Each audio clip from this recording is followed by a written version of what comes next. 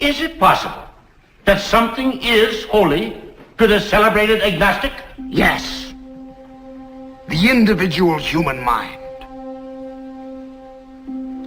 In a child's power to master the multiplication table, there is more sanctity than in all your shouted amens and holy holies and hosannas. An idea is a greater monument than a cathedral. And the advance of man's knowledge is a greater miracle than all the sticks turned to snakes or the parting of the waters. But now, are we to forego all this progress because Mr. Brady now frightens us with a fable? Gentlemen, progress has never been a bargain. You have to pay for it. Sometimes I think there's a man who sits behind a counter and says, all right, you can have a telephone, but you lose privacy and the charm of distance.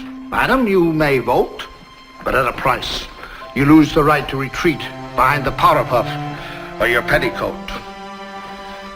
Mister, you may conquer the air, but the birds will lose their wonder, and the clouds will smell of gasoline.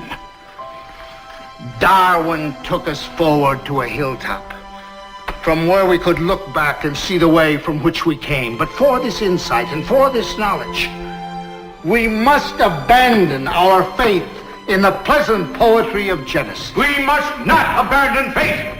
Faith is the most important thing. Then why did God plague us with the power to think, Mr. Brady? Why do you deny the one faculty of man that raises him above the other creatures of the earth? The power of his brain to reason.